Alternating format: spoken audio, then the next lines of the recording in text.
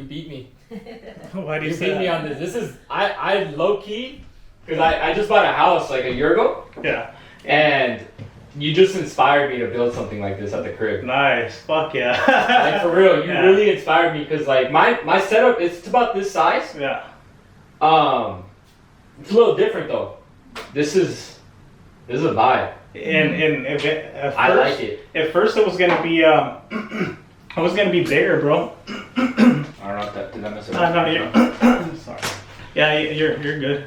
What I like to tell the people is that to try to keep the mic about like a fist away, right? About right there. Yeah. Oh, that's perfect.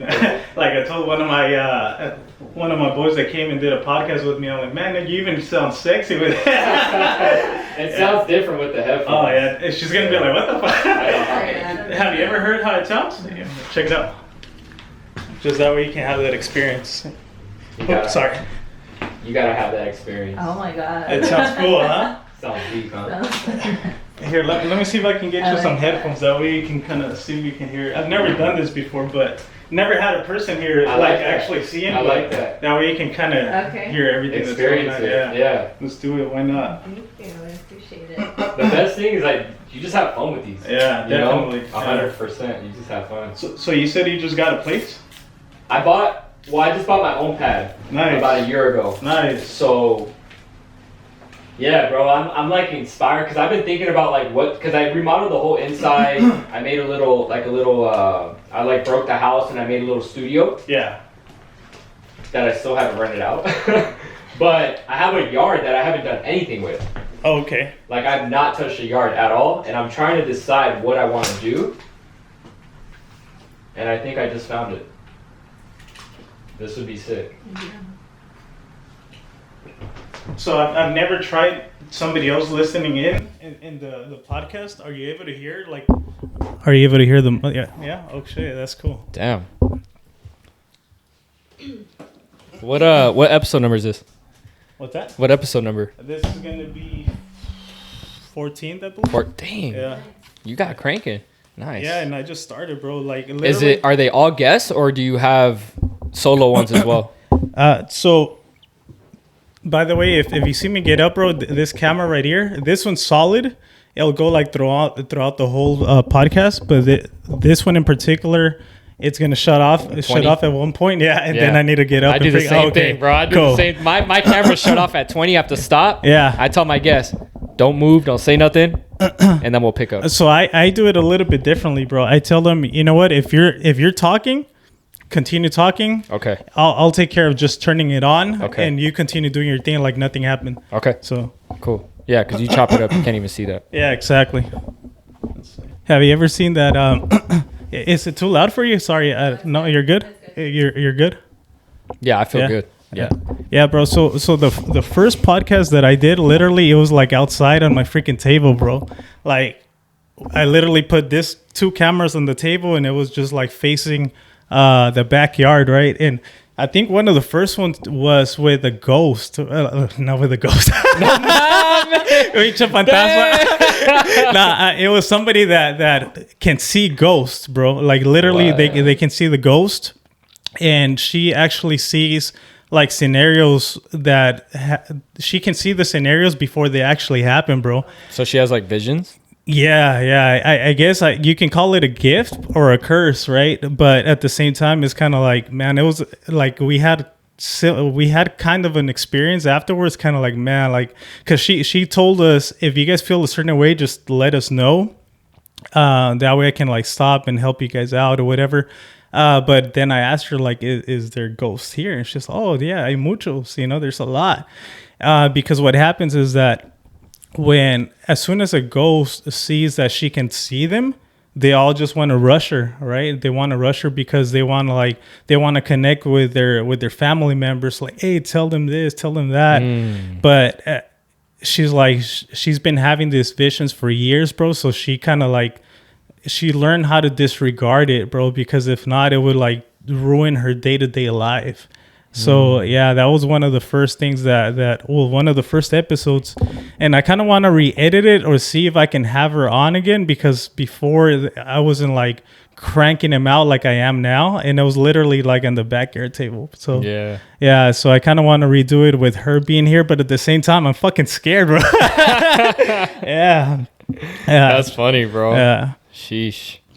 So, Dang. What do you use when you record podcasts, bro? Like, do you use the Zoom, or what do you use? So I have like a soundboard. Yeah. So I have like a full. Do you know Ulises Benitez? Yeah. So I was on his show. So I Okay. connected again through him, through Jose and Chris. And basically, when I was on his podcast, the Needed podcast, before that I was doing like a different setup, and then he gave me his setup, and I just mimicked it. So I picked up his setup. It was 4 mics. I got it on Amazon, bro, legit too, and it sounds great. It was like a rack 1.1, and 4 mics, soundboard, everything, right? Everything that we need, the setups, everything. And then I use a Sony A2. Okay. 2 of them. I got 2 of those cameras. Yeah. And I set it up just like this, Nice. right? And then what I do is I send it to my editor. Oh, okay. So you don't do any of the editing? I don't do any editing. Fuck, man. Yeah. So that's why, like, Shit. but bro, man. it takes time, bro. It takes time. Like, Yeah. I had to find a good editor. I have like 5 different editors. Fuck. Yeah. Really, bro? Because Man, there's different forms of content that I shoot. Okay. I have educational. Right. I have the podcast. I have public speaking events. I have seminars, and then I have like motivational stuff, which is now what I'm trying to do with Jose. So Jose's doing a lot of like my client testimonials. He's doing a lot of like those types of podcast, like those types of content, short form videos. Right. You know? And you know what? That's actually what I was going to say, because at first I'm like, because I met you one in person, right? But then Yeah. I've seen your content. I'm like, okay, so what exactly does he really do, right? Because I Yeah. see you like, I guess, speaking about life insurance, but then the way you kind of like carry yourself is very like motivational. So I'm like, man, like I want to ask him exactly what his, I guess, vision is, what exactly he does.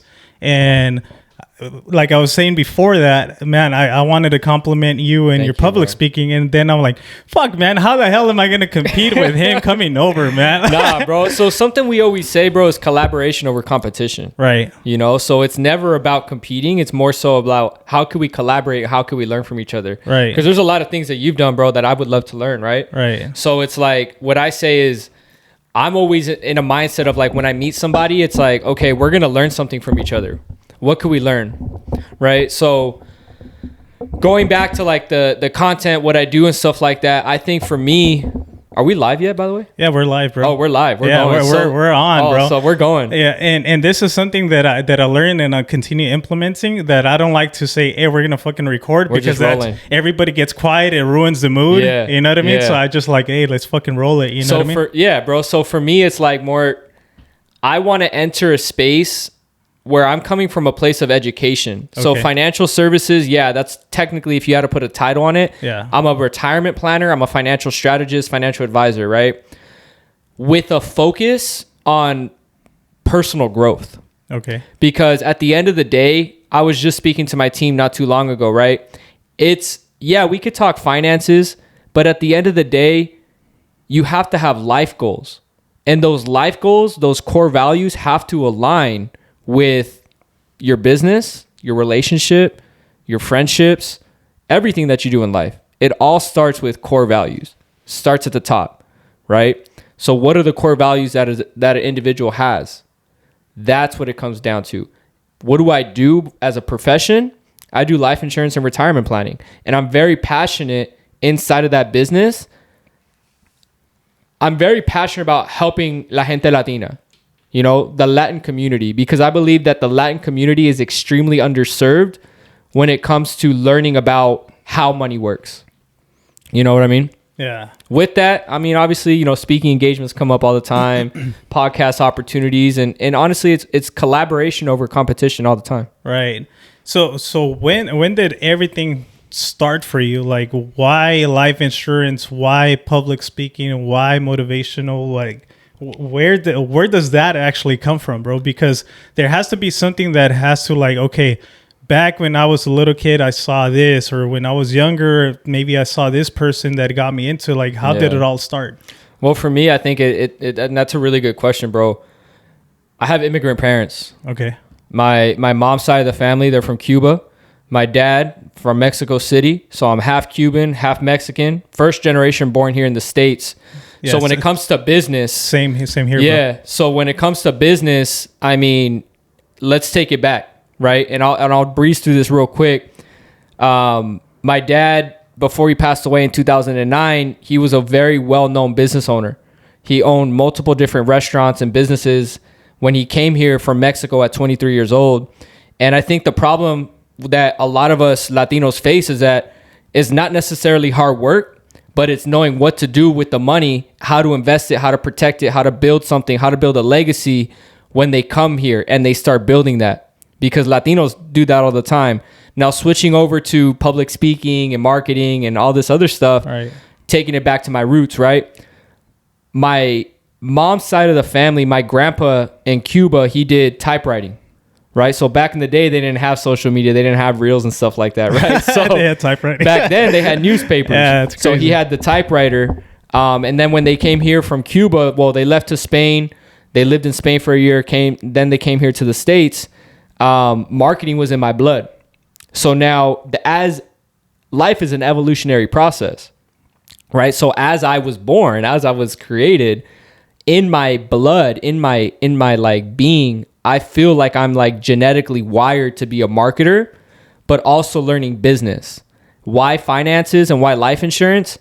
Well, when my dad passed away in 2009, he didn't have any life insurance. He didn't have a living trust. He didn't have a will. And we entered something called probate, right? Where 90% of his estate was absolutely lost. Just imagine having, let's just call it, say $1 million, right? To keep things simple. Imagine having $1 million and then 90% of it is absolutely gone. Fuck. The minute you pass away. Wow. Now, why does that happen?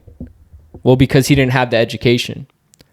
And because of what we went through and what our family went through, it stemmed from pain. It stemmed from like, dang. So when I was given the opportunity of learning about life insurance and retirement planning and finances and how this stuff works, man, that's where it was birthed. You know, that's really where it was birthed.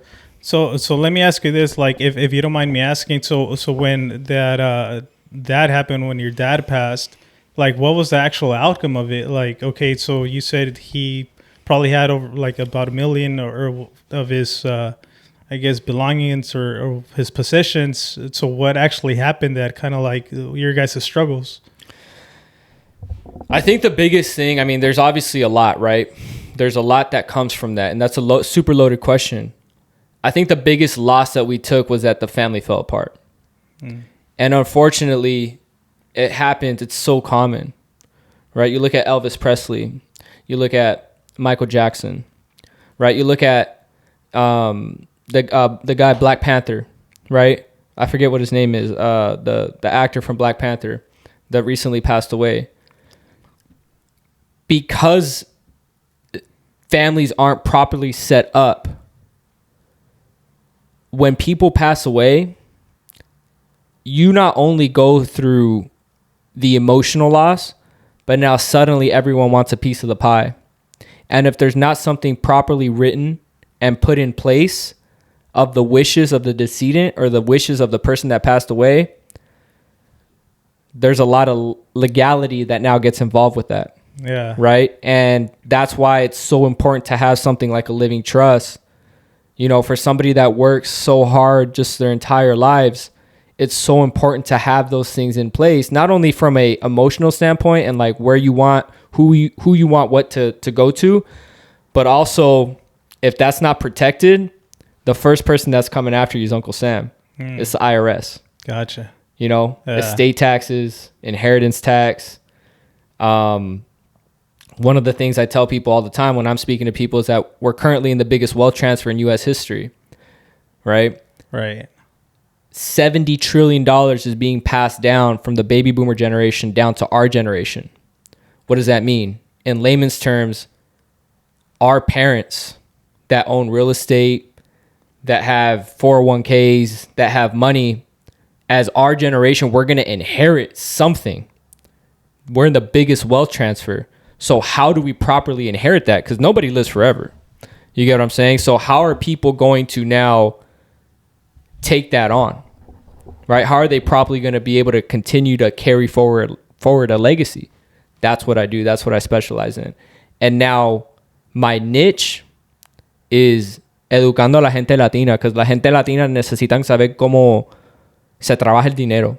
You know what I mean? Right. So you know what? That's actually something that before you came over, I was actually telling my girl, like, hey, what's something that I should like mention or something like that. Before, I was like, I would get super nervous, bro, like because I'm like, fuck, how am I gonna carry on a conversation with somebody that I have like never communicated with or whatnot, and should I write notes, right? But then I realized that with notes, I wasn't even touching any of the notes, right? And I was just having a genuine conversation. And something that she mentioned, well, she said, well, you can easily just ask about like all the people that when somebody passes away, people are doing GoFundMe's, people are doing they're doing, what is it called, like car washes, anything to generate money to help out the families, you know. And it's just kind of like, I see that like over and over constantly. It's just like, I guess you're right, man. I would hate to agree with you, but I guess you're right. I always see that from the Hispanic or gente Latina community. You know what I mean? Yeah. I don't, at least from my experiences, I don't think I've really seen that many of like white people or doing any of that, right? You got to understand, bro. Y es algo que digo tiempo tras tiempo tras tiempo, es que aquí en los Estados Unidos, los americanos saben jugar el juego de dinero. You know, here in America, people know how to play the money game. Right. And let me just keep it very simple for some of you guys that are listening to this. Just imagine paying, let's just say $50,000, $100,000 over the course of a lifetime for your family to receive, example, $1 million. You're buying money for pennies on the dollar. It's like saying, Angel, you give me $1 and I'm gonna give you 10. What would you say? Let's do it. You get what I'm saying? Yeah. At its core, pero no, right. La gente latina, and I'm not blaming them. Right. It's because there's just a lack of trust and there's a lack of education. We don't know. We only know what we've been taught. Yeah. And for a lot of people here in the United States, we're in a generation right now where our generation is just learning this. Yeah. Because a lot of our parents, they came from another country. They came from Cuba. They came from Mexico. They came from El Salvador, Colombia, you know what I mean? Puerto Rico. Like, they did their job. They got us here. Now it's up to us to learn the game. Right. That's the business I'm in. It's just educating. Nice. You know what I mean? Right. You know what? Like, and with you saying that, bro, like, how do you feel of the actual school system? Because I feel like, because I was going to ask you that too, like, whose responsibility is it? Like, is it your parents? Is it your, you know, maybe family members, friends? But at the same time, it's kind of like, me personally, the school system freaking sucks, right? Because why? They should be teaching you the life essentials, right, at least to set you up for success, right? Yeah. But they only set you up for being an employee, bro, or just kind of like babysitting you through a freaking like 18 years of your life or whatnot, and then whatever you want to do afterwards, then you're on your own, type of thing, right? Yeah. And the schools, in my point of view, the school system freaking sucks, man. Yeah. I don't know. It's funny because I was just having a conversation with one of my friends. It's funny because I'm an entrepreneur and she's a college recruiter, right? And we have this debate all the time, right? She's 100% pro college, pro education, and I'm super entrepreneur, roll the dice on yourself, right? Well, let's take it back to the root of it. I think that it all depends on the individual, right? So if you want to become a lawyer, you want to become a doctor, right? I don't want an entrepreneur working on my heart. You know what I'm saying? So if the goal is to become a lawyer, a doctor, of some type of profession like that, yeah. Now, if the goal is to become financially free and financially like build a legacy, let's take it back. The Rockefellers, right? The Rockefellers were one of the richest families in the world. Right. Where were they? They were entrepreneurs, right? So if you look at the people that drive the dopest cars, that have the bling, that have the the real estate. They have all of these things that are tangible that we want. The majority of them are business owners. Business owners are entrepreneurs, right? So when it comes to the school system, I think it all depends on the individual. For me personally, I completely agree with you, bro. You know, I think that the school system teaches you to go to school from this time to that time. I think nowadays it's like 9 a.m. to 3 p.m. or something like that. Yeah. I don't even remember. Yeah, I don't remember right? either, bro. But what I'll say is that like then it transitions into like, this is how much I think about this. Now you go to work, right, from 9 to 5, very similar to how you went to school. What they teach in school, bro, and it's funny for those of you guys listening, like, understand that in school, the majority of the books that you guys read, they're probably very boring. And it's teaching people to hate how to read. But the real riches, the real value is actually in books. Like, there's so many books out there that could provide real value to real life that you could apply, whether it be your mindset, your faith, your business, growing money, investing. Like, there's so many personal development books, right?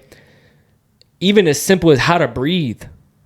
Yeah. Right? Yeah. Like real essentials of life. Yeah. So, but why don't we do that as adults? Because we learned in school that the books are pointless. All right. Why does that make sense? So yeah, I believe, the system is backwards. Yeah. You know big what I'm time. saying? And that's taking it back to what we're actually doing right now. That's the reason why I freaking love podcasts. Yeah. Why? Because you get to have like-minded conversations like this, that you can share some of those experiences about certain books that you've read that taught you certain things.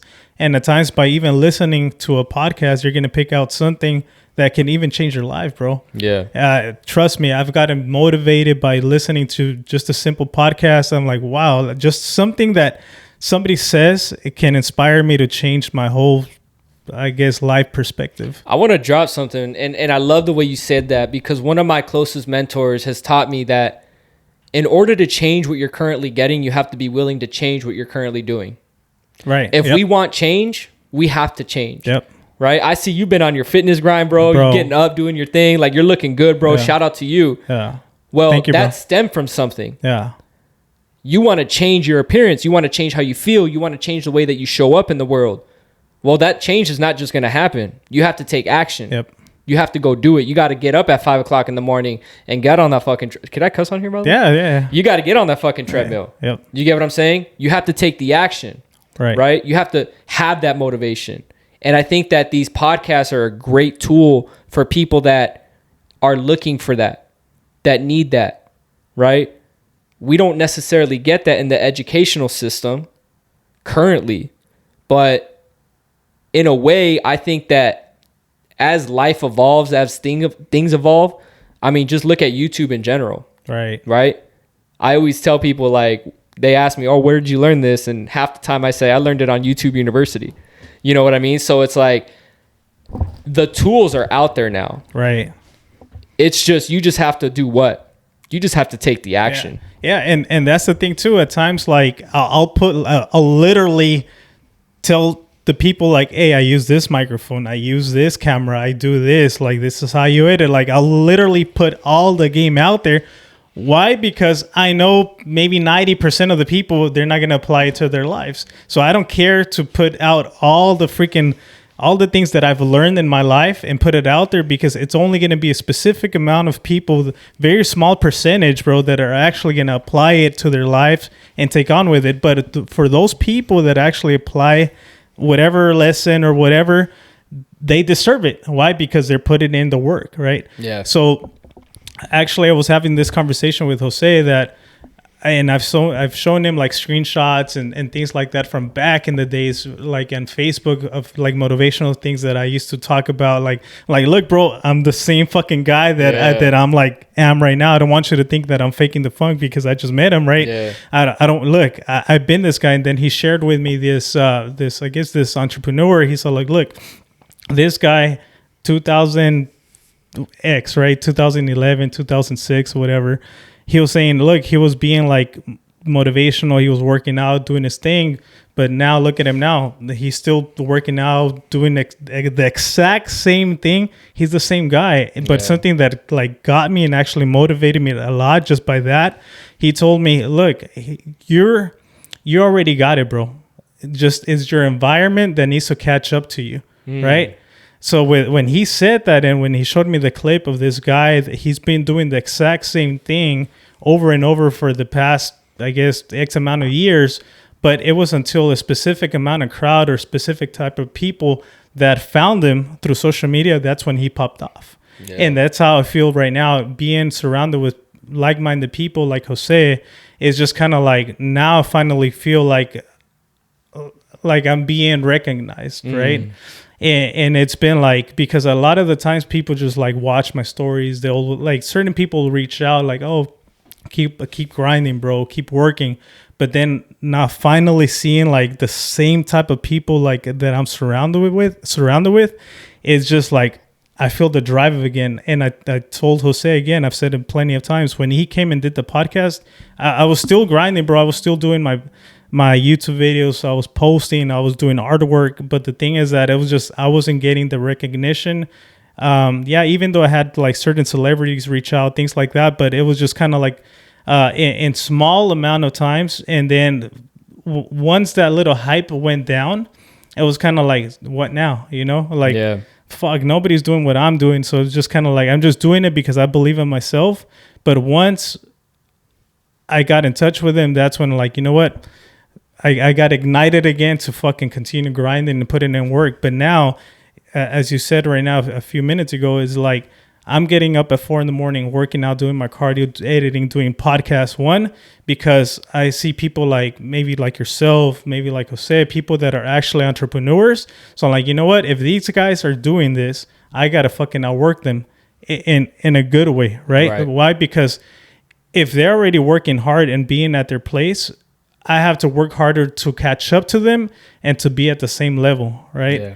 And I feel nothing but grateful with, look, now I met you, bro. You're here. Yeah. Jose, he's very freaking motivational, inspirational.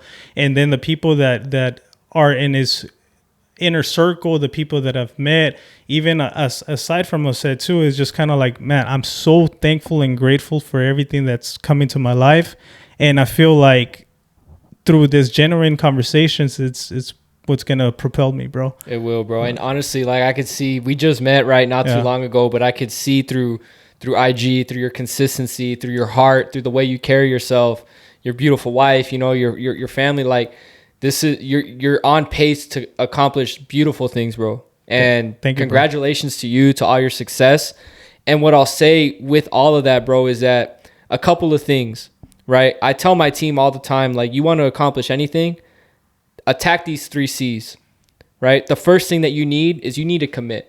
Yeah. Right? You've done that. You've committed to wanting to become the best version of you. Of course. The second thing is that you need to have clarity.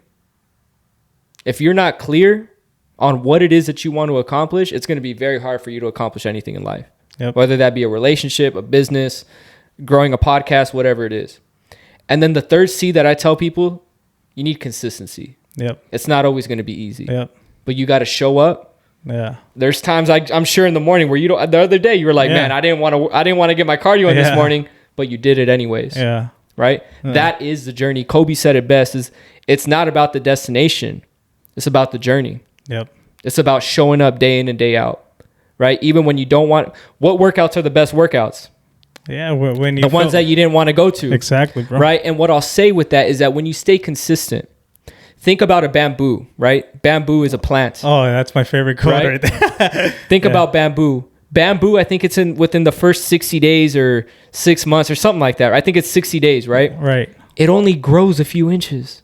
But after 60 days, that thing takes off, right? So many times, like, because we don't get immediate results on something, a lot of people give up. Yeah. Think about this. I had an agent. Right? One of my best new agents.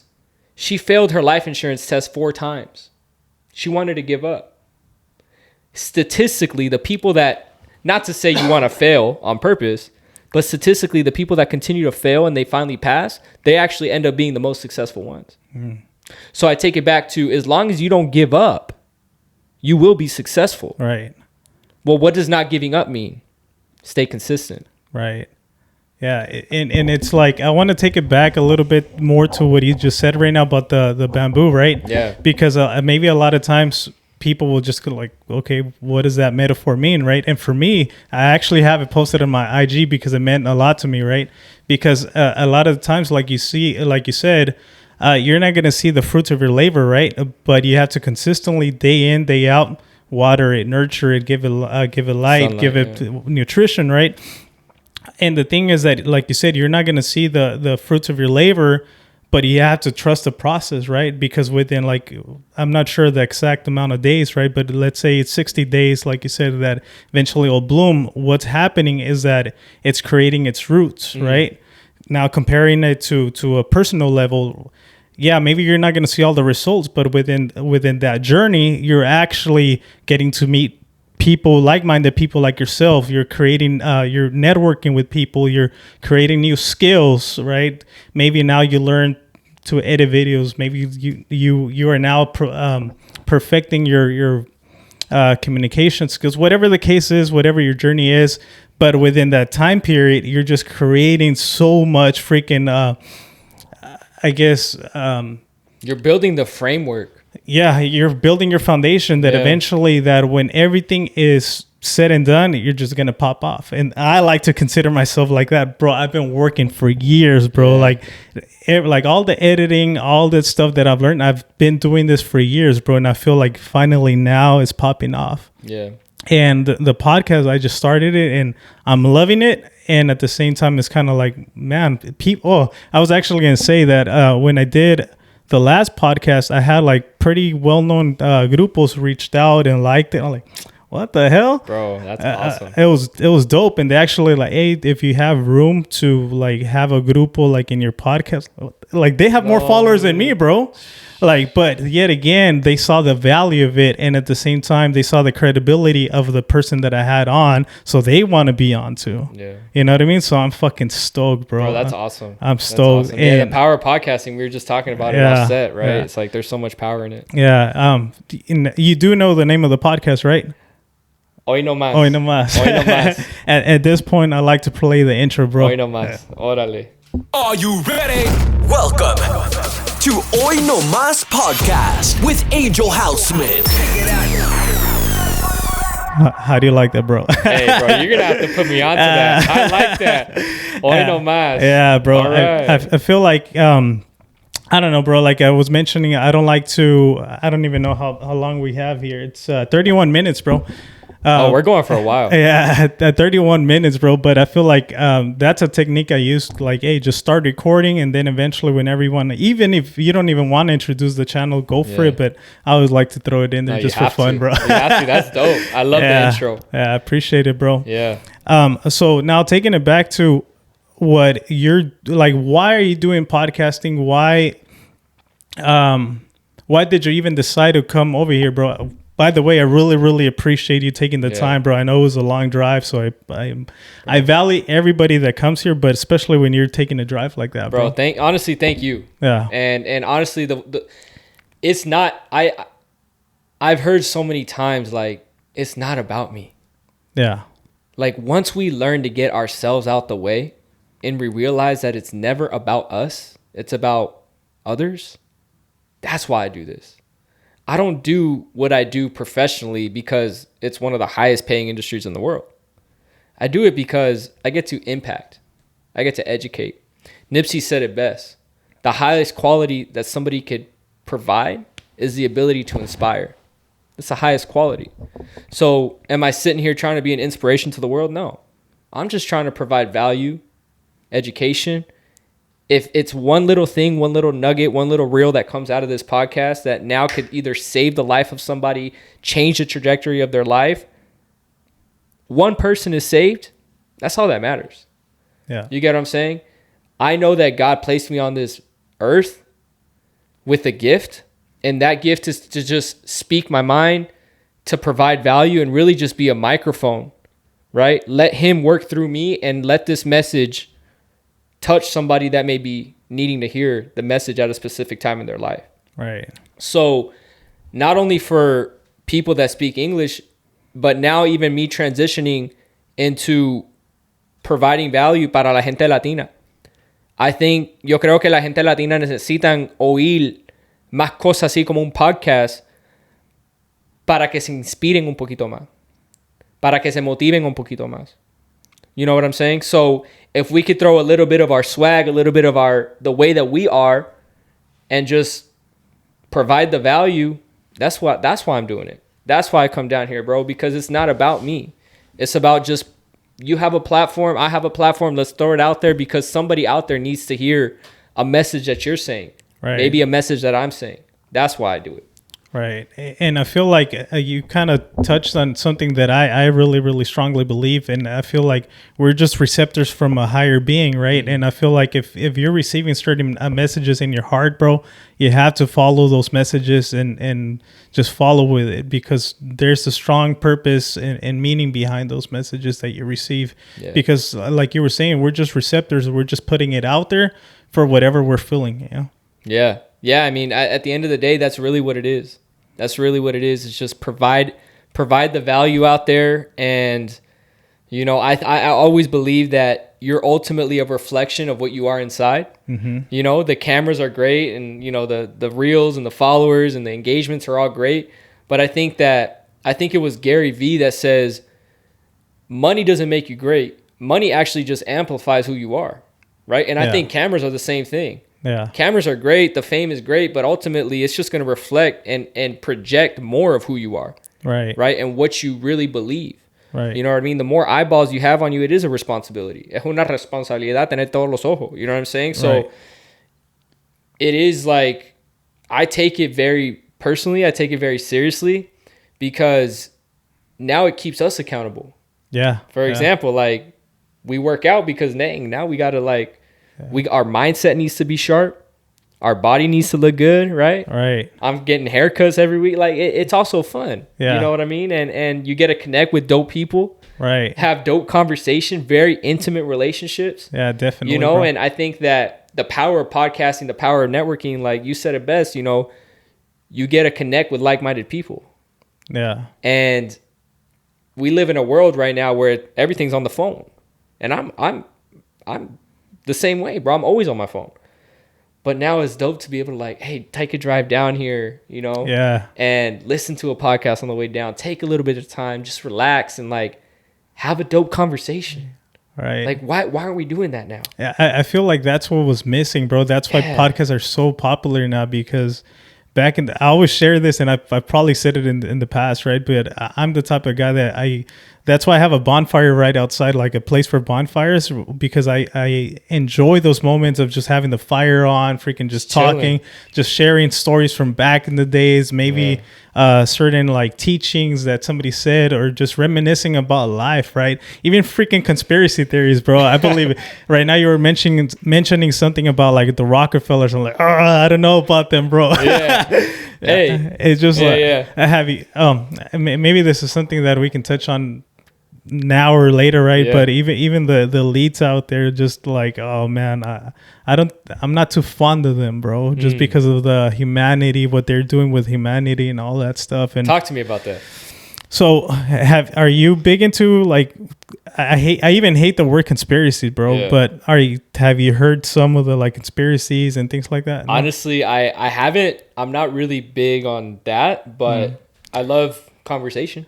Yeah. So it's just pretty much like the Rockefellers and elites out there that they just pretty much, they want all the power. They want all the freaking, pretty much whatever it takes for them to have the power, money and stuff, and to keep the people like belittled, and even they don't really care if they even like hurt people along the way. We'll just keep it in those terms, right? And just I've heard so many stories, and they've now, especially now with social media, a lot of more people are able to record things, are able to share experiences or expose certain things, and then it just keeps you wondering, like a lot of like live events that happen.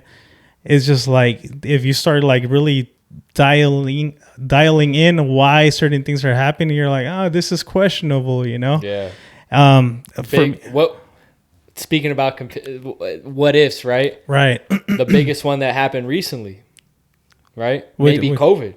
Yeah. Is that a conspiracy? Are we even going to have that conversation? We won't even go down that rabbit hole, right? Yeah. But I mean, it all falls back to like, what does it fall back to? Yeah. Your core values, your core beliefs. You decide where you put your energy, where you put your thought process, where you put your focus is what's going to consume you. Yeah. And you know what? When I first it was 9/11 that did it for me. When I first heard of the incident of 9/11 and I heard about that, and I saw all the different proof and everything that they were exposing and stuff like that. That's when I started like really digging into different life events and scenarios through the past of history.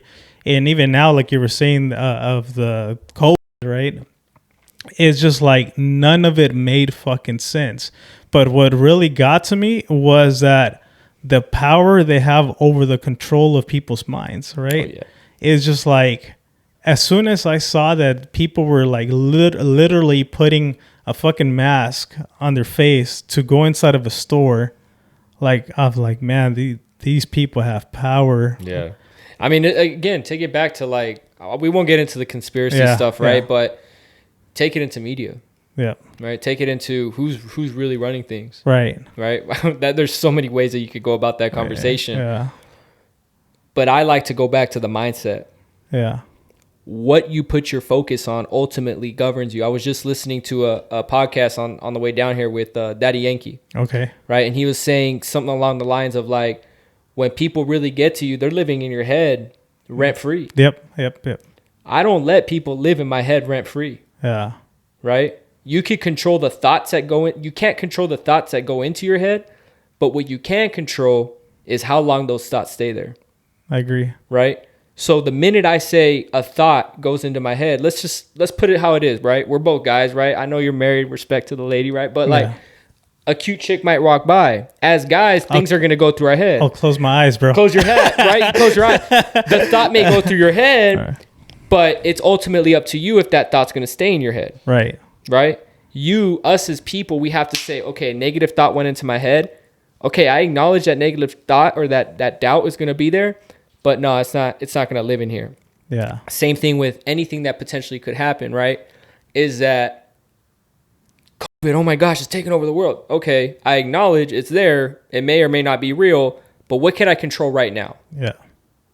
Right? You can control your effort and you can control what's going on. Exactly. You get what I'm saying? Yep. So I try not to let too much of that stuff get to me. Yeah, and I agree, because when, like I was saying, when I first started getting into all of that and kind of like digging into doing my own research, I feel like, man, I got to tell everyone about this, right? I have to wake them up in a sense, right? But then I realized that I was just like, people were not believing, or they were just like, that's crazy talk or whatever, right? And then that's when I figured, you know what? At the end of the day, I'm just going to look out for myself and my inner circle, my family, whatever. And it is what it is. I mean, like you said, at the end of the day, they're going to believe what they want to believe.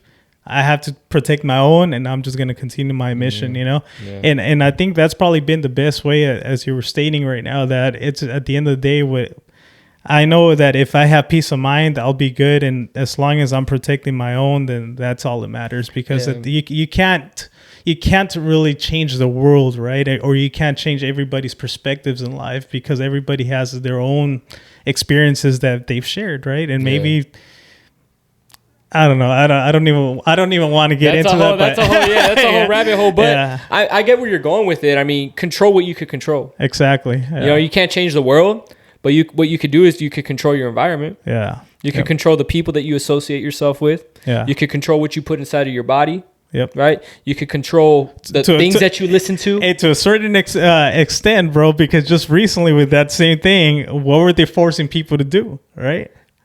All right. So, but it's just kind of true. That's when people should be standing their ground. Stand up for their ground. Right? Yeah. And I mean, that's when people should be, at that point, people should have freaking rebelled, bro. Well, people were. To a certain point. Yeah. Right. Yeah. But again, it comes back to, I take it back to your mindset. Yeah. Your core values, your beliefs. Yeah. They were saying, oh, you got to go get the poke. Yeah. Hey, if you got the poke, you got the poke. dope, whatever, right? That's not my opinion. Yeah. But for me, I'm not putting it on. Yeah. That's it. Hell yeah. You know what I'm saying? Fuck yeah. I can control what's going to go on me. Yeah. Okay, you're not going to go let me go to the store? Yeah. All right, I'll Uber Eats. Yep. Shit. Yeah. Saves me a trip. Yep. You know what I'm saying? I like that. It is what it is. Yeah. And it's the same thing with everything. Let's take it back to finances. They teach people, go to work, 9 to 5, invest into a 401k. You put money into this thing. And what people don't understand is that this money's going to get taxed later. And the example I give people is, imagine you're a farmer. You want to get taxed on the seed or the crop. The crop's going to be a big farm. That's what people are doing. That's what they're teaching. That's what the system is teaching people. Put money into something that's going to get taxed later. Are taxes going to go up in the future? Probably. Right? So it takes it back to your mindset. You have to be educated, and you have to understand that ultimately you control to the greatest extent. You can only control what you could control. Right? And the way that you make better decisions is by being educated. Right. So would you recommend somebody investing into 401k, or what would be your recommendation? I think I'm a believer that there's options. Okay. There's a lot of different ways, right? For a person that doesn't have the full capacity to be educated, always seek advice from a financial advisor, right? This is just speaking general terms. If you're putting $1 and your company puts $1, you're getting 100% return on your money. That's a really good investment. Right. Now, if you put $1, but now your company puts 50 cents, you're overfunding something by 50 cents, right? So the returns may not be as strong, right? So my point in saying that is, do I recommend a 401k to everybody? No. It's for some people. It's better than nothing. But what I would say is get educated. See what your options are. There's so many different types of investment strategies out there that people could essentially use.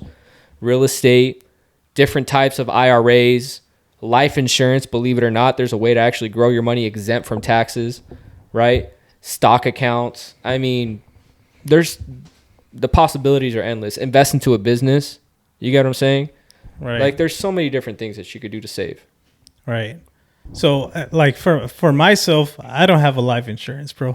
We gonna talk, dog. Yeah, we have to, and you know what? I've gotten somewhat inspired by my girl has life insurance. Her parents actually, I don't even know the terms, right? But they went pretty much and signed off their properties in case something happens. A living trust, probably. Yeah, probably. Yeah, I forgot they gave me the term exactly, but what it was, but. They pretty much signed off the properties in case something happens, because they were even saying that even if they leave a will behind, that it will take 2 years for it to take effect. Have you ever heard of any of that? Yeah, so there's a big difference between a trust and a will. Okay. Right? And I always say, again, seek advice from an attorney, but again, I could just educate, right? Is that the big difference between a trust and a will? I'll give it through an example. Imagine if you had to go somewhere, bro. If I said, Angel, I'm gonna take you on vacation, where would you pick? Fuck. I don't know, man. Let's use something basic. Cancun. Cancun. Yeah. If we leave to Cancun, would you leave your house unlocked? No, of course No, not. you would lock it, right? Yeah. So just imagine everything that you own. People own cars, businesses, kids, right? They own property, life insurance, money, whatever it is, jewelry, right? Right. You're going to lock that up. A living trust is a safe for everything that you own. Okay? Now, a will is what your wishes are. So, for example, a good example of a will is like, let's just say you have kids, right? People say, well, I don't own much. I don't need a will. I don't need a living trust. That's false. Because let's just say I were to have kids and I pass away, and again, this is just an example, and I'm growing my kids up to be Muslim, right? And when I die, now my kids have to go to my mom that's Christian, right? Now my kids are going to be raised Christian. Maybe those weren't my wills. So things like that have to be put inside of a will. A will are your wishes. A trust protects you from taxes. It protects you from actually having your assets go to something called probate. Probate is when the system gets involved, the government. They start tapping into your money, into your assets. A trust protects you from that. A will doesn't. That's the main difference. So it's super important if you have a house, if you have kids, if you have a wife, if you have a business, whatever the case may be, it's so important that you don't own anything and your trust owns everything. You control it, but you don't own it. So my businesses, my cars, all of my assets, I'm also a real estate investor, all my properties, everything, I don't own anything. I control it, but I don't own it. My living trust owns it. Nice. You get what I'm saying? Yeah. So it's like, that's what the wealthy understand is how the game is played. Not to mention, okay, how much does a living trust cost? I could get you a living trust for 17, 18, 1900 bucks, right? Have really good connections. Well, probate on average is going to cost about 8% of your estate value. Let's just say your estate value is $1 million. What's more expensive, 8% of $1 million, or call it most $2,000? So it's actually more expensive not to have a living trust. We're all going to die. Let's just face it. Right. So now let me ask you this: when you're saying when obviously everybody's going to die, right? So now you have this living trust. Let's say because I want to kind of put myself in the shoes of somebody that doesn't really know what any of this is, right? But let's say I'll give you an example. Let's say this person passes away. They have a living trust, right? Or I guess they have a living trust. And what happens when this person passes away? Do the family members get the money? Who gets the money? How do they go about getting the money? Because now, since this person passed away, and it might be a long run, right? But now this person passes away. Now they have to take care of either burying the person or getting the casket, all that Everything. all that mess, right? How does that work? From that living trust, they're able to get that money, whoever was, I guess, jotted down as the person to receive this? Right. No, those are really good questions, bro. And what I would say is that there's a big difference between life insurance and a living trust. Okay. A living trust is not life insurance. Okay. A living trust is just protection on what you've owned and what you've acquired. Okay. Right? So a living trust will say, hey, when Pablo dies, this person gets the house. Gotcha.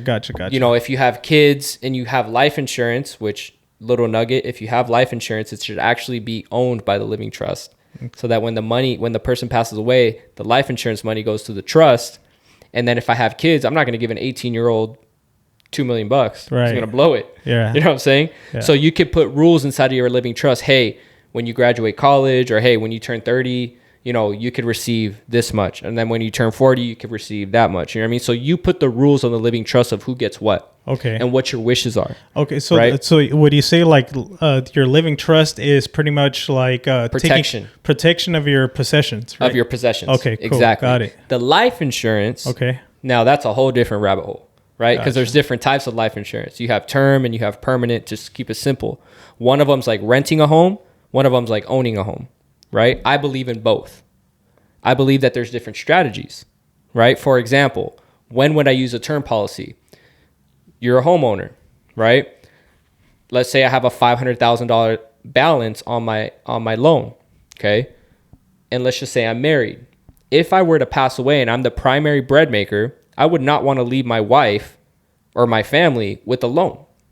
So I get a $500,000 term policy, a 30-year policy, because I have a 30-year loan.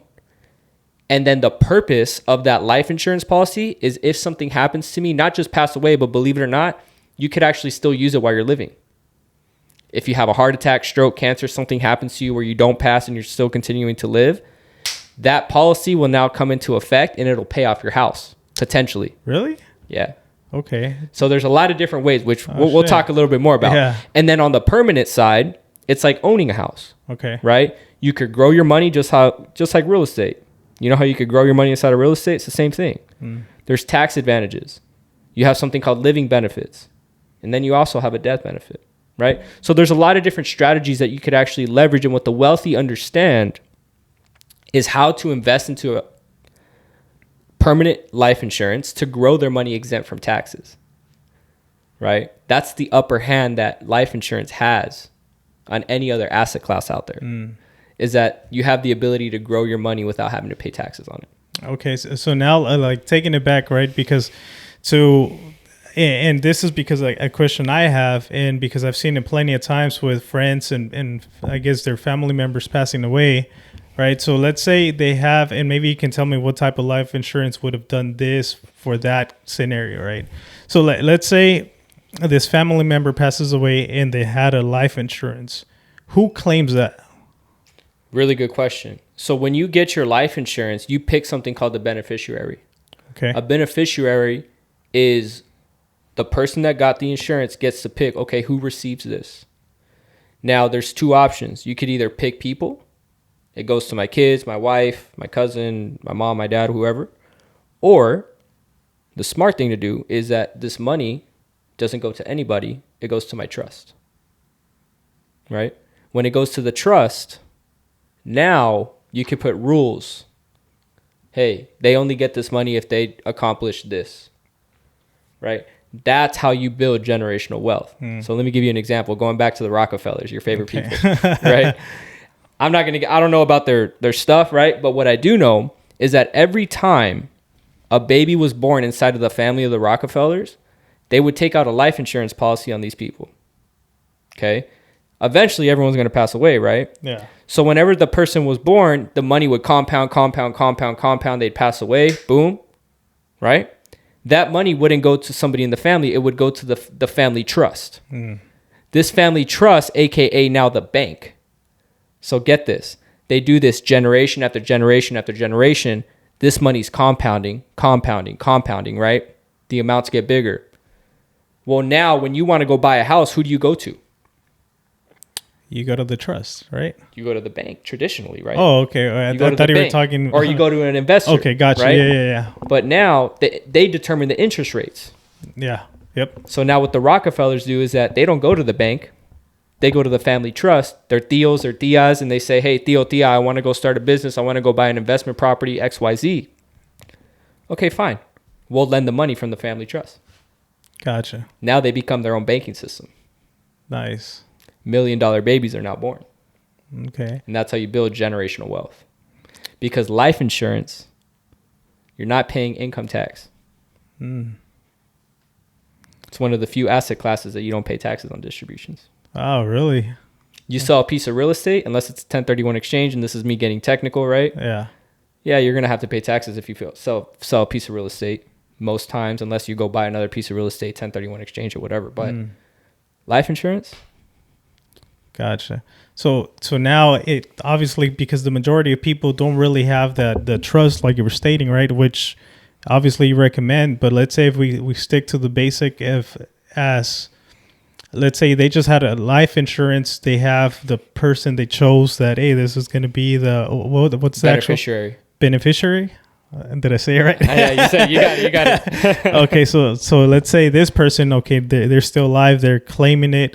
What's the process? Is it a lengthy process for them to claim it, or how soon do they get the money? How does that work? So really good question. Again, they just have to show the death certificate. Okay. Right? It's not like you could, knock on wood, right? People ask me funny questions all the time. Like, what if I just get my life insurance and I commit suicide? Well, there's provisions, right? You can't just do that. Right. Right? But most times, you just show the beneficiaries would show the death certificate, right? Yeah.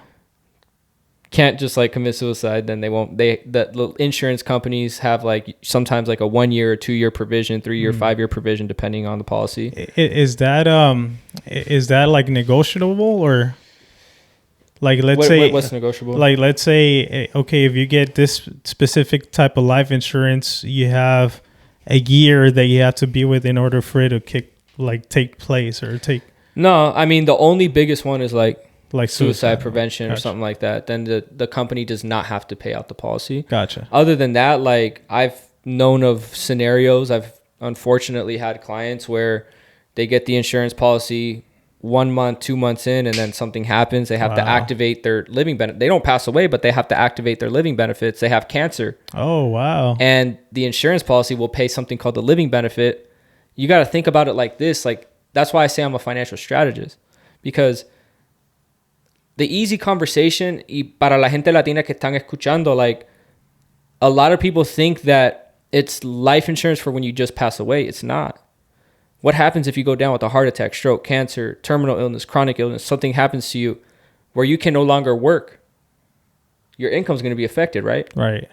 Well, how do you hedge that risk with the life insurance policy? The insurance will pay you to be able to pay the bills, pay the mortgage, keep food on the plate, pay employees if you have a business, right? You could use these things so many different ways, aside from the quote unquote investment strategies, right? It's financial strategies at the end of the day. So I know I was running around the block to get next door, but hopefully that answers your question. yeah. Okay, well that's good to know that Yeah. that you can use the life insurance even if you're still alive, but if you run into an event that X person maybe is sick and can no longer work, right? Yeah, big time. Gotcha. Big time. Like there's so many ways, bro. Like Right. there's so many ways that, y esa es la razón que me metí en la industria que me metí is to educate people. Yeah. You know, it's just to educate because people don't know. Yeah. Especially us, like first generation. Were you born here or Born and raised here in born San and Diego. raised? So yeah, so like people for us, like our people don't know, Yeah. right? Because we didn't grow up with that, Yeah.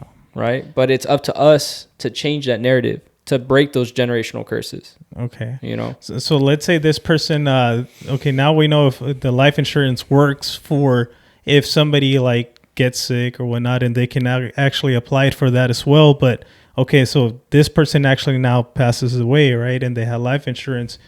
The person that the beneficiary claims it, how soon do they get the money? Do they get, if it was $1 million, do they get the $1 million? Like, here you go. yeah. So depending on the good question, it depends on what type of life insurance Right. they had, right? So let's just say, for example, the $1 million, and it was a, sudden death or whatever happened, right? Right. They show the death certificate usually within 30 days. And at the time, the beneficiary has the option, depending on the policy, hey, I want to take the whole lump sum, the whole $1 million, or I want payments over time, or, they have options. Okay. Yeah. But if they really wanted to get the $1 million, like right there up front, they can get it? Wow. Yeah.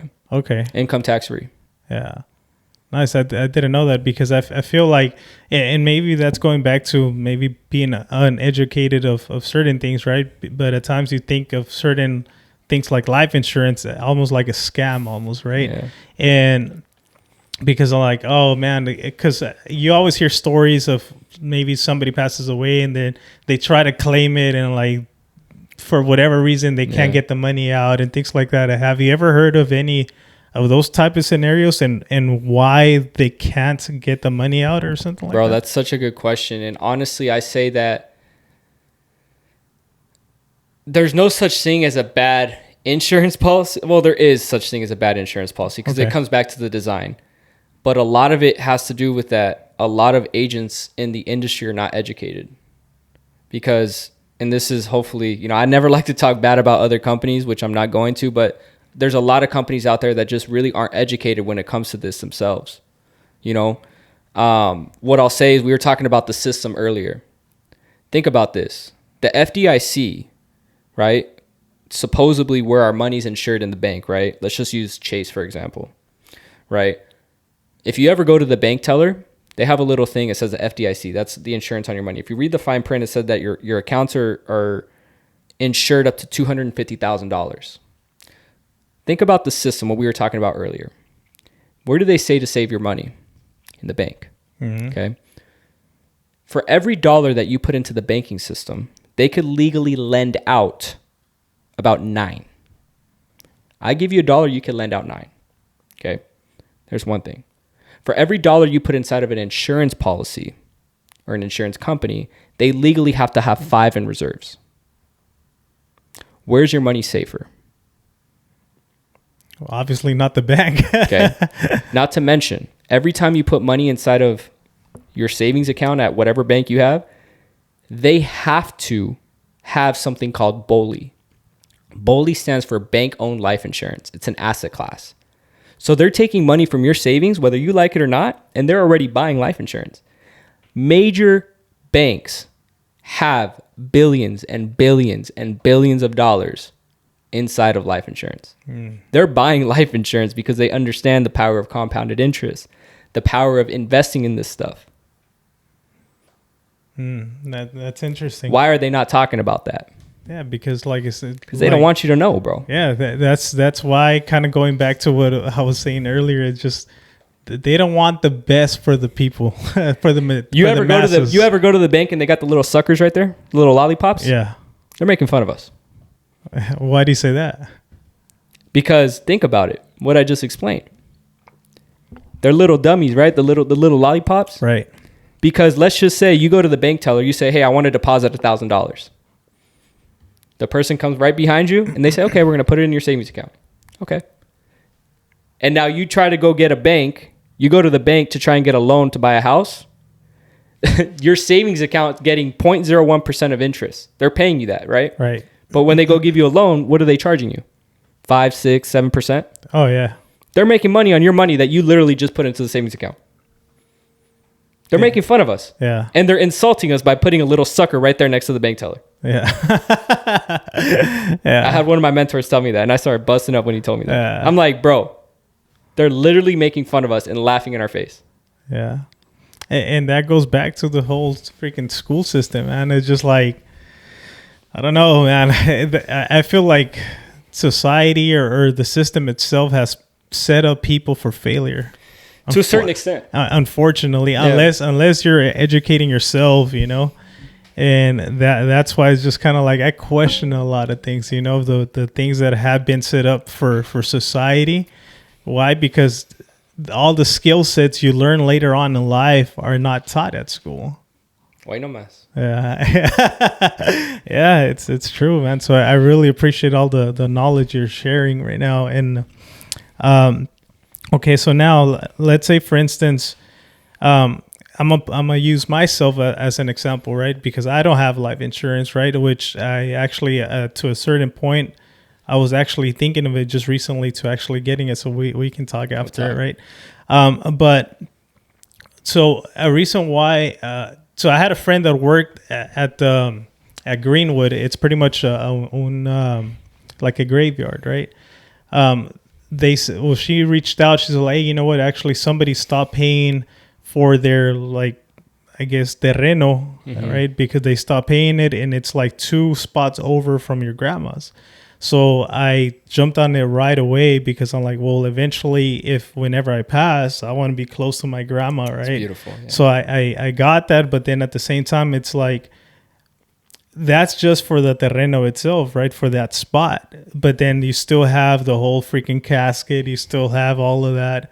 But by the way, when I first bought that terreno, it was just, a lot of people were telling me that, why are you even thinking like that? Well, I wasn't thinking about it, but the opportunity came about that I could be right next to my grandma. And then like I guess the spot that I will eventually be in is just like, it's for another person. And then my grandma's, it's for 2 people as well, right? So for her, and then for my mom, so it's like, that'll be kind of cool to have like a small section that eventually whoever wants to come and stop by, everybody's kind of grouped, right? But now I started thinking about it. Okay, so I have the terrenos, but then you still have the whole service, the casket, and so many other expenses out there, right? So yeah, I can pay it out myself, but then I was thinking, do I want to do that, or do I want to go the route of life insurance that somebody, instead of me paying it like myself, I can be investing it into a life insurance. That way, when that event does arise, they can take care of that, and that money is there. Yeah. I think that I really want to clear it up, is that life insurance is not just for when you die. Okay. Right. So life insurance, yeah, if you don't want to pay it, yeah, you could do those things. You could buy the plot and the casket and all that stuff, but I don't take care of that stuff. Right. That's not life insurance, right? Those are the services. Right. But they can, obviously they can use that money for whatever that. they want. Okay. Gotcha. They could use it for whatever they want. Now, what I would say is that on average, like, it's so responsible. It would be very responsible of us to have those things set up prior, right? The reason being is that what they say is that you don't want people taking advantage of your family when they're in an emotional state. Yeah. I hear that a lot, actually. You know what I mean? Yeah. When emotions are high, intelligence is low, right? So imagine just losing somebody. Like when my dad passed away, no tuvo nada. He didn't have anything in place. So my family, of course, I mean, it was a sudden loss. Our emotions were high. The people that sold us everything probably took advantage and upcharged everything, right? Right. Because our emotions were really high, our intelligence was low. Versus if we could make an educated decision and say, okay, you know what? I understand that I'm not gonna live forever, right? And I do want to leave something behind for my family, my wife, my kids, my business. I want my legacy. Everyone talks about building generational wealth, but no one's taking the action. We want to build a legacy.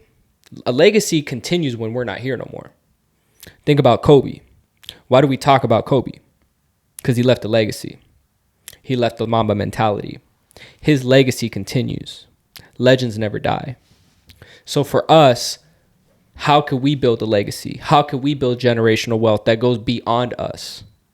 I don't have kids yet, but my thing is like when I have kids, I'm not only wanting to leave them a legacy in terms of financials and real estate and assets and all that stuff. That's the least of my worries. The legacy that I'm going to leave them is my mentality, my habits, right? My patterns, my wishes. To me, that's building generational wealth. Wealth doesn't mean just tangibles. Wealth means mindset, right? I don't want to leave my family or my loved ones in a position where it's like, oh my gosh, I left them emotional. Yeah, they're going to have an emotional loss, but I also don't want to leave them in a financial burden either. Right. You get what I'm saying? Right. Because even the emotional part is just already stressful enough. We're going to go through that. Right. Man, that's freaking scary, right? That eventually everybody at one point is going to freaking pass. Bro, you got to think about it. Like we're here for such a short amount of time. Yeah. So it's not even about the money. Yeah. It's not about that stuff. It's about impact. Yeah. When you look at the grand scheme of things, we're only here for a little bit of time. Yeah. How can we make an impact? How can we really make an impact in this world? I just had one of my friends, her boyfriend, super good man, father, bro, he went to the bar to go watch a football game.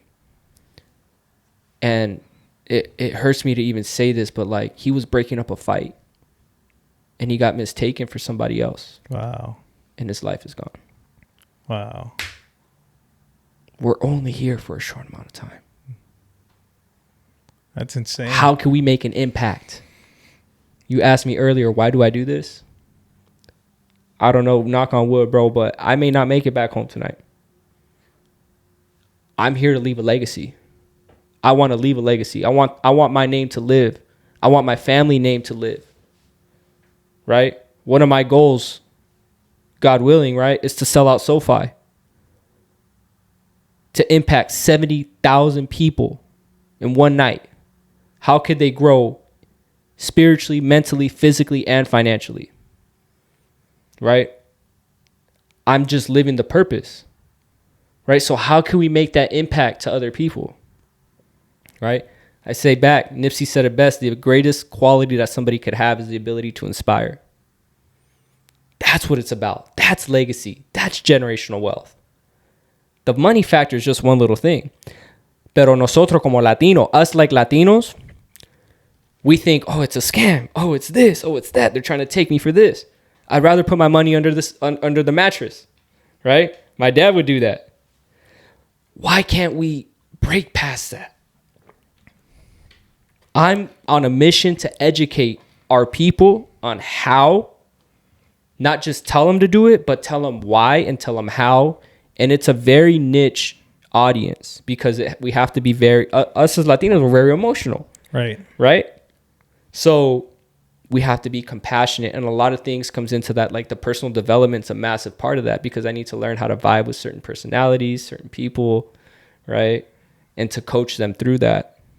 It's funny because like the average client that is from America will probably take about 30 minutes, 45 minutes.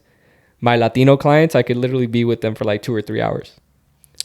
And I'm cool with either one. When you say that, like, you said 2 hours, 3 hours for Latinos? Yeah. So, but doing what, like, to kind of like, I don't want to say convince them, but for them to understand it? For them to understand it. Because what I have to also understand is that aside from talking about the money factor and the benefits and all that, I have to earn the trust of Latinos. So the number one barrier that I'm also coming across is that luckily I speak their language. I can relate with them, right? Us as Latinos, what do? We like doing business with other Latinos. Right? So it's building that trust with them, understanding them. They like you to come to their house and get to know them. They like to show you the cocina, right? Te quieren cocinar, lo que sea. You got to build that relationship with them. It's not so transactional. It's more relationship driven. They got to really trust you. You know what I mean? Right. And I'm okay with that. I love that because life is about building relationships. And then once I build that relationship, then it's okay. Let's have this conversation. I know why I'm here. You know why I'm here. Let's have the conversation. And it could be something very beautiful through education. Very, easy and that's the process. So that's what the mission I'm on is. Again, go back and to educate families and specifically the Latino community. Gotcha. So when you go out and speak at certain events or companies or for companies and whatnot, is your speaking mainly about motivational or teaching them about a specific subject or related to your businesses or what are those events? Because I've seen some of your, posts through social media, right? But are those being requested because of just motivation, pure motivation, motivational driven, or is it, hey, talk to me about life insurance, about trust funds or whatever, is it all combined, or how does that work? Or yeah, that's a dope question. I feel like I've been getting that question a lot lately. It really kind of just depends. Okay. I'm very fortunate and blessed now to have the opportunity of now my audience knows why I'm showing up for something.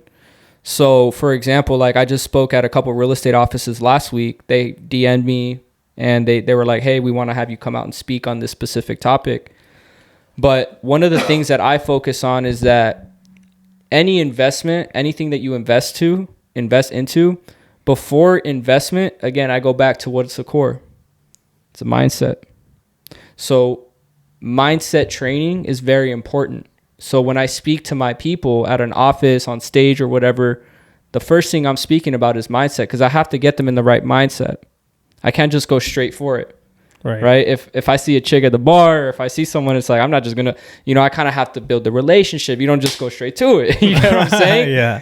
Very rarely. Yeah. But what I'm saying is that like you have to get them in the right mindset. Yeah. So when I'm speaking on stage or something, it's like, okay, we're going to talk about finances, but I kind of have like a formula. It's a dance. Yeah. Right. So I'm getting to know what it is that you guys want me here for. Do you want me here to talk about inspirational, motivational? I could do that. Do you want me to be more educational? I could do that. And you do that when you're in communication with that certain company or once you're there? No, that's all prep before. Okay, gotcha. Yeah, that's all prep before. Okay. Yeah. And how do you prep, man? Like before a talk, right? Because obviously you don't even know who's going to be in those events, right? How do you get the mindset? How do you do any, I guess, routines or rituals before you actually okay, man, like I need to they're telling me to come speak. I need to prepare by doing this. Do you meditate? Do you rehearse over and over? How does that process go, man? Man, that's a dope question. I do have rituals. My morning routines are big. Okay. I wake up, I pray, I have time with the Lord. I get my workout in. I have my right? That's gone viral recently where I have like these pillars on top of my my bed after my breath work. I do a little bit of breath work and for me stands for gratitude, ambition, and hustle. And that's a reminder to myself. So I yell that in the morning. It sounds weird, right? Yeah. But those are my little rituals. When I go speak or something like that, I'll listen to like a podcast right before I'll do something to just get me in the right mindset, depending on what I'm going to be talking about.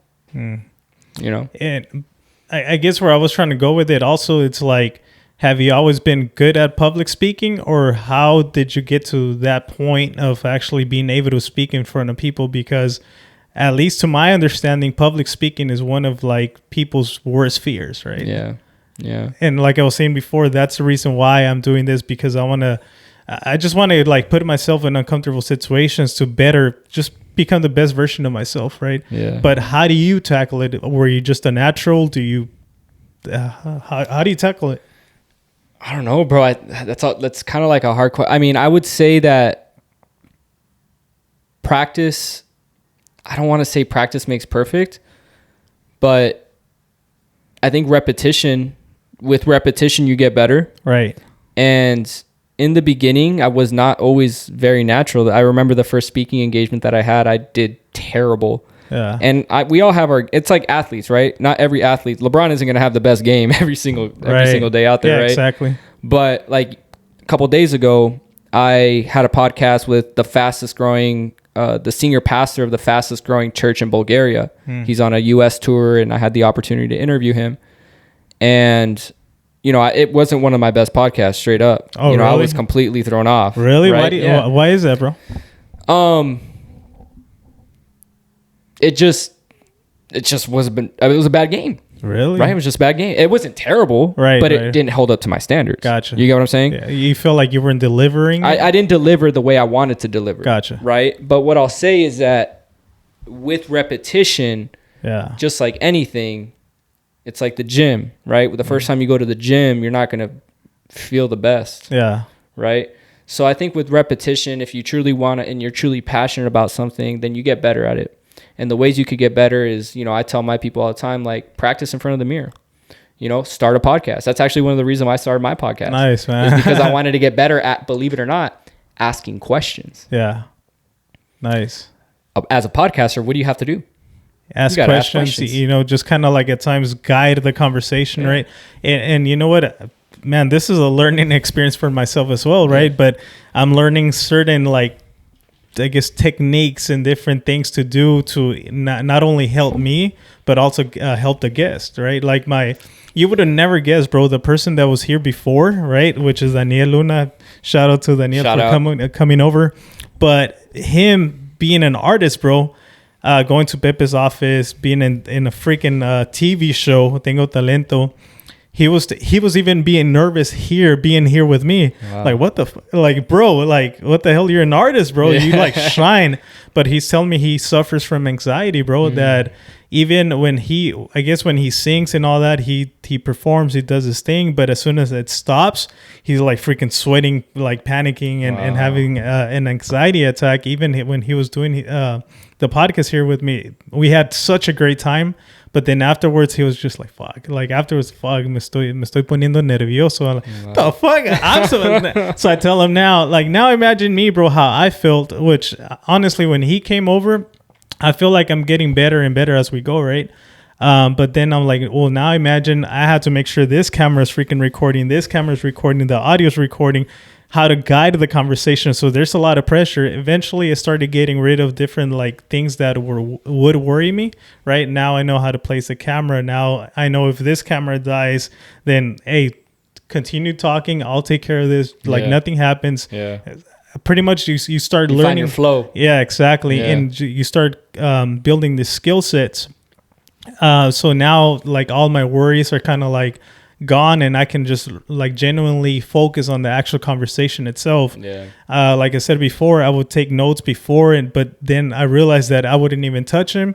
And what I like is that I like to I'm very curious, like why this, why that. So and then I figured, and I've even these little comments have gotten to me like in a good way, right? That they're like, oh man, you're asking everything I would have asked, and like fuck yeah, I love it, right? Because I like to put myself, like, if I don't know something, like, well, what does that mean, right? Like, because the person behind the screen at times they're like, what the fuck are they talking about, right? Or at times it's just like the simple things. Why? Because let's say, for instance, the other person, like, let's say for yourself, you speak in a sense that you know all the terminology, you know all the things behind you, so you figure that the other person probably understands a specific term, but then I'm like, the fuck? Well, hey, how do you pay this? Like the simple questions can make a huge impact.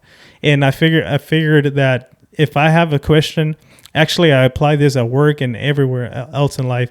If I have a question, guess what? Somebody else is probably going to have the same question. 100%. You know? So, and bro, I want to commend you because you're actually a really good interviewer. Like cool. you ask really good questions. Your flow is on point. You know, there's always, of course, we all have room for improvement in different ways, bro. Yeah. But to be honest, like this has actually been really dope. Cool. You know, like you're really good. You're very natural, believe it or not. That's you're cool, very bro. natural. I feel very calm, like very that's just dope. Relaxed. I think it was a shot, bro. Yeah. Next time I'll just give like 2 shots. Yeah. Be extra comfortable, bro. Yeah. Take my shoes off. Yeah. Yeah. And you know what? It's just, I love it, bro. And I appreciate that. Like, honestly, when I feel like I was getting nervous, like let's take it back to before the actual podcast happens with anybody else, right? At times, like Daniel, I didn't know anything about him, right? So what I'll do is YouTube, right? Look at what they've accomplished through social media or past experiences. Okay, so he was at Pepe, so I'll listen to the podcast. Oh, cool. So I realized that through Pepe Garza, they only spoke like for 10, 15 minutes. They didn't really dive into his like journey, right? So I was curious about that. So that was my whole thing, just out of my pure curiosity. Yeah, I wanted to touch on those subjects. Me now being like having you here on the podcast, I was like, yeah, I've seen those little reels, things like that. I'm like, oh shit, he's very good at public speaking. He's obviously, I know he's doing something with life insurance, but then I was like, man, I'm trying to pull and put everything together, right? So that's why I was like, okay, well, talk to me about your process. Talk to me about how this goes about, because it's like I have a lot of curiosity on what actually goes behind the person's mentality. You know? Yeah, I think curiosity. Kobe was, one of my, I like to say, great teachers. I had the opportunity of listening to him live in 2019, right before his incident. And one of the things that he taught me was the power of curiosity, right? I don't know if I could become the best, in his words, I don't know if I could become the best ever, but let's find out. And that's something that sparked, even in entrepreneurs in life, is as long as we have that curiosity that you're talking about, we continue to ask the questions. Trust me, if you have the question, somebody else has the question. Exactly. And you could be that pioneer and that trailblazer to figure out, hey, let me go get that answer. Yeah. Let me go figure it out. Yeah. Can I become one of the greatest investors, or can I become one of the greatest public speakers of all time? I don't know. Let's go find out. Yeah. It's crazy, man. The more I talk to people like yourself, like people that are like goal driven, we're all like-minded individuals, man. Because I have the similar things. I think Jose had even posted this, and like, bro, I literally said this years ago, right? Like the what if, similar to what you were saying, that you wouldn't know unless you actually give it a shot, right? Yeah. So I always that what if, it's what keeps me going on in life, because like let's say if I would have given up, or I give up at a specific stage in my life, and maybe I was so close to fucking achieving it, but I stopped, right? So that what if, like, man, what if I would have continued going? Like, maybe I would have been successful at what I really wanted to do in life. So that's what continues, like, driving me to continue pushing, Have you ever read the book 3 Feet from Gold? No, but I've seen the picture where the guy's kind of like digging through, There's a book called 3 Feet from Gold. If you're listening to this, go read that book. Nice. Just imagine, like, people, it's like the meme, right? Yeah. You're chopping. You never know once you're 3 feet from gold. Who knows what might happen from this podcast? Right. Yeah. When it goes out into the world. Yeah, exactly. Who knows what? Who knows who's going to see it? Yeah. We don't know. But I would not reach that gold. You would not reach that gold if we didn't keep chipping away. Yeah, definitely. Life is an evolutionary process. right? Yeah. Life is about the process. I was having this conversation earlier with one of my friends, is that we die in a matter of seconds. There's a big difference between process and goal. Process and destination. Destination is reached within a matter of seconds. What we spend the most time of our life is in the process. We die quick. We live for a good amount of time. Yeah. People die in a matter of 1 second. We're here 1 second, we're gone the next. But we're here in a process. Yeah. So what are we doing in that process? We're trying to work. We're figuring things out. Nobody knows everything. Nope. I don't know everything. Yeah. But let's go find out. Yep. I love that, bro. And actually what I was going to say, and you reminded me because I lost my train of thought, is that how are kids, bro? Kids, when they're like infants, right? Yeah. They're always asking, well, why this? Well, how this, right?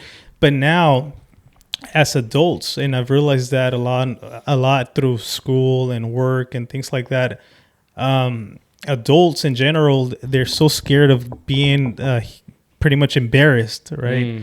By asking a dumb question, right?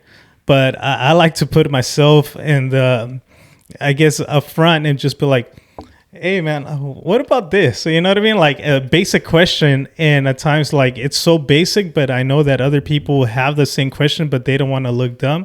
I don't care, man. I'll put myself out there, you know?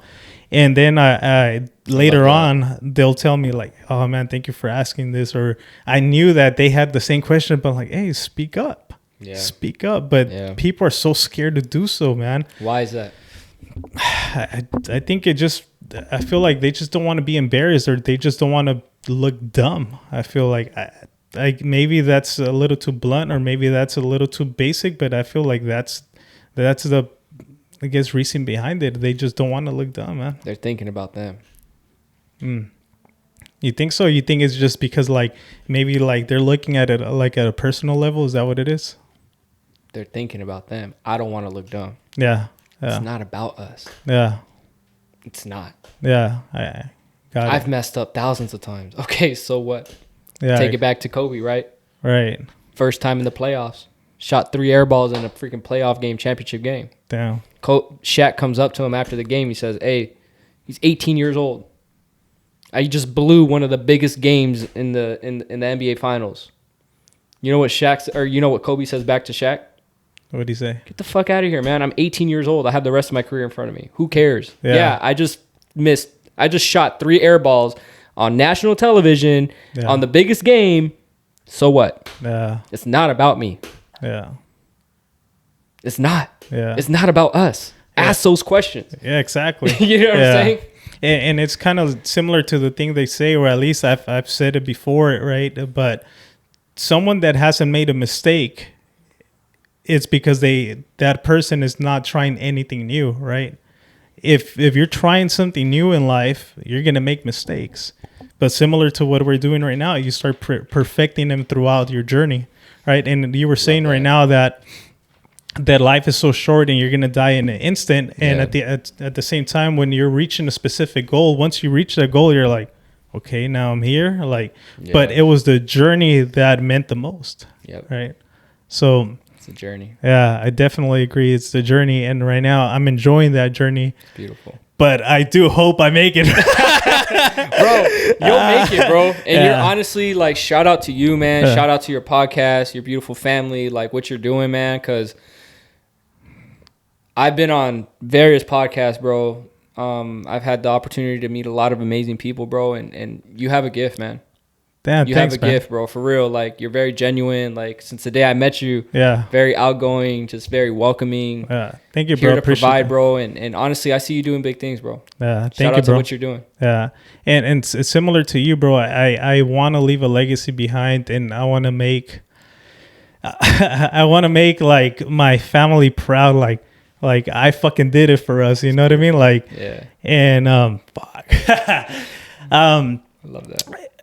My dad passed not too long ago, right? Like maybe like 2-3 years ago. And when he passed, at times, like, you know, like at times you do certain things in life and maybe you won't see like the reward that you were expecting out of a specific thing that you were doing, right? But I don't want to touch too much into this, but my girlfriend did a ceremony that my dad presented herself. My dad presented himself to her, and he told her, I feel like Angel will at times feels a certain way, but just tell him that whenever he posts, whenever he accomplishes anything, we're watching him. We're always watching him, and we're always celebrating his success. It's beautiful. Oh man, and fuck, and just that continue, that helps me so much just to continue fucking going, bro. And like I said before, it's just like if my heart is telling me a specific thing, like even just to continue going, I'm gonna continue doing it, even if I fail, bro. But at least I know I give it my best shot, and it's gonna be and it's not gonna be because I didn't put in the effort, bro. That's beautiful, bro. Thank you for sharing that. Yeah. Honestly, I take that like, thank you for sharing that. Yeah. That's beautiful, and that right there is like what you feel, that burning, like that passion. Yeah. Follow that and chase that, man, because people go their entire lives feeling a sense of emptiness and never finding that, and you found it. Yeah. You know, at a price, I found it too. Yeah. Right. So it's I love that. That's beautiful. Yeah. Thank you, bro. Yeah, bro. Yeah. It means a lot, man, and it's just like. Because nobody really understands the struggles that one person goes through except for themselves, right? Yeah. And it's not easy, bro. Life is not an easy freaking journey. But you know what? At times I would kind of like second guess myself at times in a sense that I just want to be successful in life. And one of my friends from back in the days, he told me, hey, man, Angel, like, we're already successful, bro. We grew up here in Logan, like a neighborhood here in San Diego that's not the best neighborhood, gang violence, drugs, so on and so forth. He's all like, look, we're already successful, man. We have a good job. We're doing this and that. Yeah. And it made me understand that, hey, you know what? Like, yeah, you have to understand that if for our standards, we're already making it in life, quote unquote, right? Yeah. And like I got my house at 23, things like that. And luckily that I did that. I also realized that, you know what, like, I know I'm meant for greater things in life, you know, because the American dream, getting a house, having a good job, that was accomplished at such a early age that I'm like similar to yourself. I want to leave a legacy behind, and I just want to be the best. And I guess fulfill, my journey that I was meant to be in this earth for. Wow. Yeah. Dude. I don't know exactly what it is, but I'm following my heart, and whatever my heart guides me, I'm gonna do it. Yeah. Drop the mic, bro. That's fire, man. And that's what it's about, bro. Yeah. That's what it's about. Yeah. Like, I wish more people could follow that. Follow that. Like, you're listening to this, like, follow that. Something inside of you speaking to you, follow that. Yeah. Because when you follow those things, you're going to find the answer. Just don't give up. I agree. Right? You commit to following it. You have clarity in what you're trying to follow, and you stay consistent, you'll reach your destination. You'll reach what that passion is. Unfortunately, a lot of people don't. Yeah. And then they live an empty life. They stop learning things. I don't want to live a life like that. You don't want to live a life like that. So it's like, how can we provide the motivation and inspiration for somebody to go out there that maybe you may be listening to this right now saying, man, this podcast completely changed my life and perspective. Yeah. This is why we do what we do. Yeah. Because we don't have it all figured out, but just through the fact of storytelling, having a conversation, we could impact the rest of the world. Yeah, definitely, bro. We're at an hour and 37 minutes, bro. Oh, mommy, yeah. So let's, I think that's a long one, bro. Yeah, that's a good one. I love it, bro. I think it just flowed. We could continue, bro. I'm sure we could continue going for hours. But we'll do a follow up. Definitely, bro. Yeah. Before we end this podcast, bro, because I know it's a long one, is there something you left behind, something that you want to for sure tell the audience maybe a specific message or something that you would just mainly just want to drop, or maybe just your socials, whatever you want, bro. Any final thing you want to leave behind? Yeah, le quiero decirle a mi gente latina algo que siempre me estaba diciendo mi papá desde chamaquito. Échale gana. Échale gana. Las metas que tú tengas, échale gana. Sigue un pasito por pasito por pasito. And what that translates to in English is go for it. Right? Whatever your dreams are, whatever your heart is telling you, just go for it. You know what I mean? If it's to travel the world, go travel the world. If it's to start a business, go start a business. If it's to go ask that guy or that girl out, go ask them out. Life is short. Other than that, man, I mean, stay connected. You know, let's stay connected. You know, I'm sure that the socials will be somewhere on here, but Yeah. Thank you, bro, for having me and having me on the show. This was dope. This is a dope experience. I felt like we really built a close bond. Yeah. You know, and we're definitely gonna stay connected. But yeah, échanle gana. Yeah. The tequila style. And that's crazy, bro. It's such a simple message, right? But so impactful. Yeah. All right. Just, hey, put in the effort, continue going. Yeah. Simple, but it's so heavy, bro. Like, just don't give up in life. Yeah. Don't give up. And I'm not giving up, bro. You're not. We're going to fucking do it, bro. Let's do it, bro. Thanks for having me, All right. dog. That's it, bro. Yep. Cool.